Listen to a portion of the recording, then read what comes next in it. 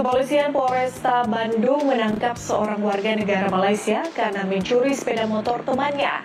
Nama Malaysia secara tiba-tiba menjadi panas di laman sosial Jepun selepas seorang buruh sambilan lelaki yang merupakan rakyat Malaysia ditahan kerana mencuri kad kredit dan wang tunai. Ribuan rakyat Malaysia hidup secara ilegal di negara Korea Selatan. Pendatang asing tanpa izin asal warga negara Malaysia yang berada di negara Korea Selatan menunjukkan bukti bahwa kita mau jadi negara maju, pangan harus aman. Antara menunggu bekalan beras putih tempatan BPT selesai.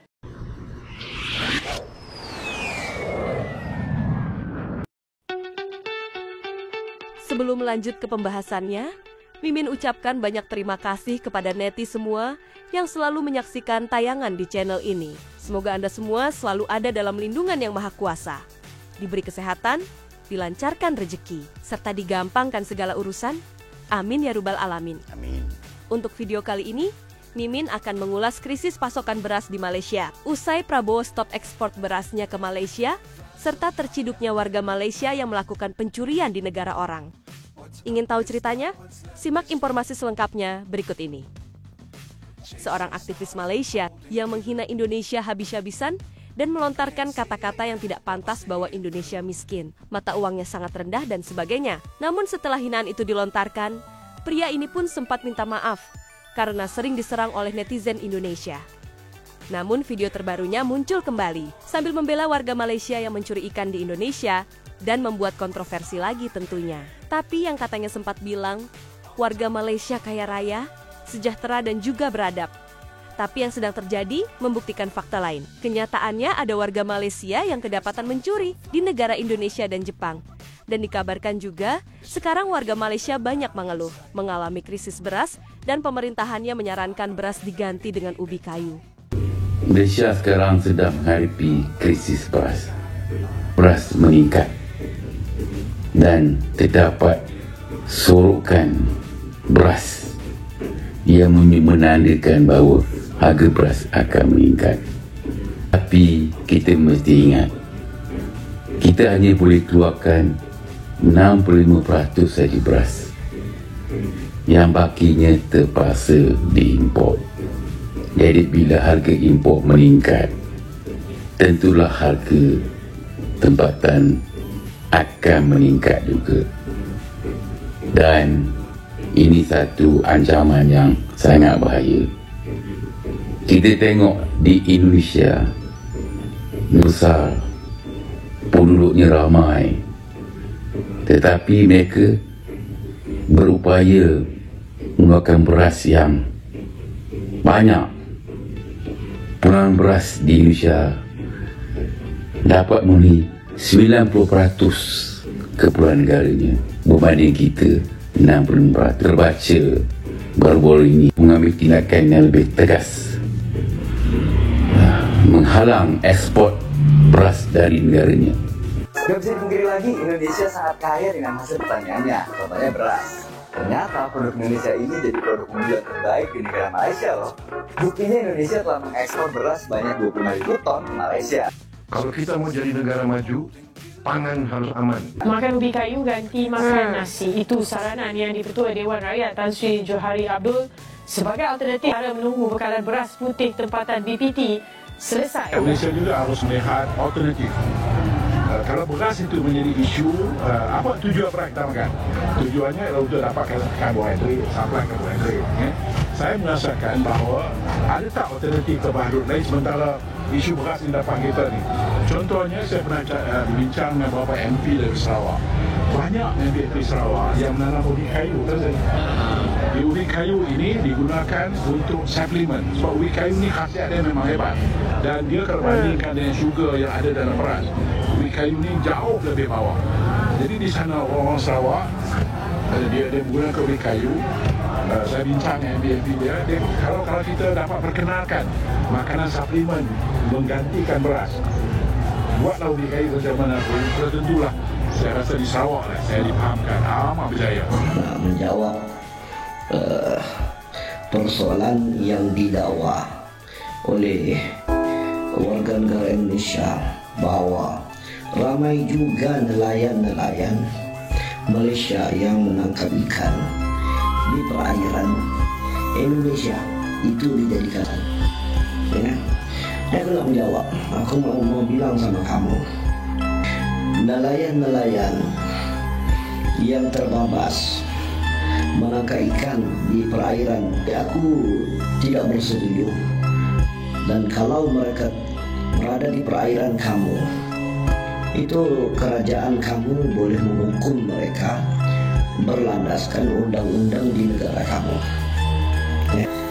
Tapi bagi aku, mana-mana nelayan yang terbabas, ya mereka menangkap ikan di atas lautan, mereka terkadang tidak dapat melihat, tidak dapat membedakan yang mana batas badan sesuatu negara. Ya. Sebab itu dalam kes nelayan menangkap ikan ini, mereka kadang-kadang tidak sadar mereka telah masuk ke perairan negara asing. Jadi tidak perlu kita persalahkan mereka. Hukum kemudian diantar pulang. Kalau negara Indonesia hantar pulang mereka ke Malaysia. Negara Malaysia hantar pulang nelayan-nelayan kamu yang terbabas itu ke Indonesia. Nah, tapi warga negara Indonesia yang masuk ke negara Malaysia ini terlalu ramai dong. Ramai yang masuk tanpa dokumen, tanpa permit yang sah, illegal. Udah masuk mereka bekerja secara haram di negara ini. Ada yang ditipu majikan karena mereka tidak ada permit. Ada yang bekerja bertahun-tahun bekerja tidak balik. Mereka lantas kaya raya, boleh membina banglo, boleh membina rumah-rumah besar, membeli mobil-mobil besar di Indonesia. Mereka mencari rezeki di dalam negara ini. Itu bedanya. Mereka ambil subsidi kami, mereka ambil segala hasil masuk kami, mereka bawa pulang. Mereka tidak membayar cukai kepada kerajaan. Mereka sesuka hati menjadikan negara ini umpama negara mereka, tanpa ada dokumen yang sah, masuk secara kosong, menggunakan ejen-ejen, menggunakan laluan tikus. Ini yang kita bicara, yang masuk secara legal melalui imigrasi Malaysia tidak jadi masalah dong. Dalam suatu negara pastinya tidak kaya semua dan tidak sejahtera semua. Pasti di setiap negara masih ada sebagian rakyat-rakyatnya yang belum sejahtera. Tidak hanya Indonesia saja, di Malaysia pun ternyata masih banyak. Seperti yang terlihat di video ini.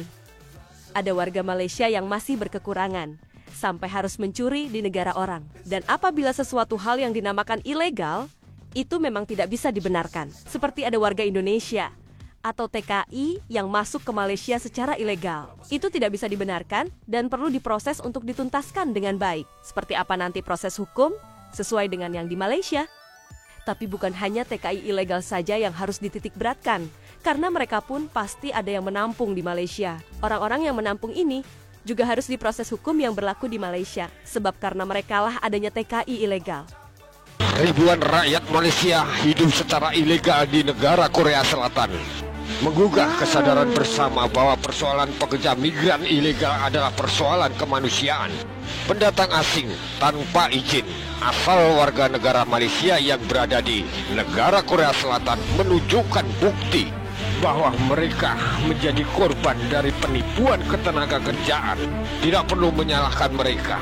Mereka adalah korban dari penipuan ketenaga kerjaan, seperti halnya banyak warga Indonesia yang tertipu bekerja di Malaysia. Menggugah kesadaran bersama untuk menyelesaikan persoalan pekerja migran ilegal ini secara kemanusiaan. Kembali kami mengingatkan agar tidak menyalahkan korban, tetapi menyelamatkan korban dari penipuan ketenaga kerjaan. Kembali kami mengingatkan pekerja asing yang berada di Malaysia untuk dapat diperlakukan secara manusiawi, sebagaimana pekerja-pekerja asing asal Malaysia yang berada di luar negeri diperlakukan dengan baik. Secara tiba-tiba menjadi panas di laman sosial Jepun selepas seorang guru sambilan lelaki yang merupakan rakyat Malaysia ditahan kerana mencuri kad kredit dan wang tunai berjumlah puluhan ribu yen di sebuah kelab bola keranjang di Takatsuki, Jepun. Memetik berita harian media tempatan iaitu Tokyo Tweet memuat naik video kejadian di laman X memaparkan guru berkenaan menyelongkar satu daripada beg yang diletakkan di tepi gelanggang. Menurut laporan media tempatan, polis memaklumkan suspek dikenali sebagai Wong Ka-fei, 26 tahun, menyamar sebagai warga tempatan untuk memasuki kelab bola keranjang itu buat pertama kali. Sementara itu, salah seorang mangsa mendakwa kehilangan kad kredit dan beberapa wang tunai dianggarkan bernilai ribuan yen. Suspek kemudiannya ditahan dan mengaku mencuri beberapa kad kredit namun menafikan tuduhan terbabit dalam kehilangan wang tunai. Pihak polis turut memberitahu terdapat beberapa kejadian sama yang berlaku di bandar Takatsuki dan mereka kini sedang menyiasat sama ada wang terbabit dalam kes berbeza. Kes terbabit masih dalam siasatan polis dan suspek difahamkan digantung daripada petugas buat sementara waktu. Sementara itu, di ruangan komen media sosial, rata-rata rakyat Jepun mahu kerajaan mengambil tindakan tegas terhadap warga negara asing yang membuat kekacauan di negara mereka. Kepolisian Polresta Bandung menangkap seorang warga negara Malaysia karena mencuri sepeda motor temannya. Aksi tersebut dilakukan karena terdesak kebutuhan sehari-hari dan biaya tiket. Itulah beberapa cuplikan video yang dapat kami sajikan di hari ini. Semoga bermanfaat dan menambah wawasan bagi kita semua. Terima kasih. Nah, seperti itulah teman-teman informasi yang dapat kami sampaikan di hari ini. Semoga dapat menghibur Anda semua. Selain itu, semoga bermanfaat buat kita semua. Dari saya dicukupkan sampai di sini dulu. Sampai jumpa lagi di video yang akan datang. Wassalamualaikum warahmatullahi wabarakatuh.